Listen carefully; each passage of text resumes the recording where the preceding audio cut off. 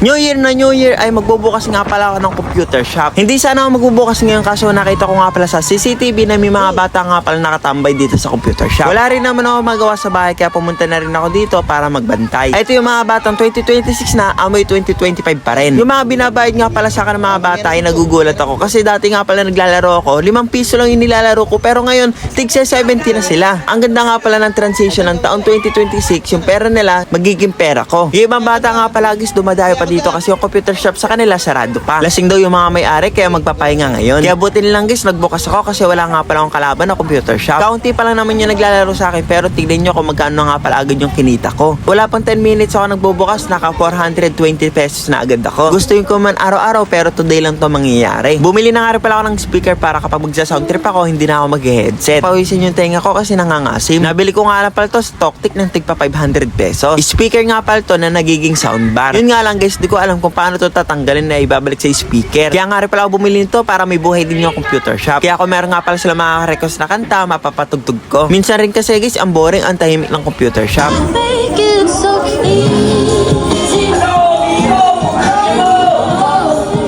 Punuan na nga pala yung computer shop at nagkukulang na nga pala sa mga upuan. May bata nga pala dito na gustong gumawa ng account. Yung account nga pala dito guys ay para nga pala naiipon yung oras mo, pwede ka mag-stop time, at pwede mo ilaro kahit anong oras. So ngayon 2026 nga pala guys ay marami nga palang plano dito sa computer shop. Magpapa-event ako, magpapa-tournament kung ano yung usong laro. Coming soon nga pala guys 1v1 sniper rifle tournament. Meron nga pala nag-request sa akin na tung sahur. Kung dati OPM ngayon brain rot.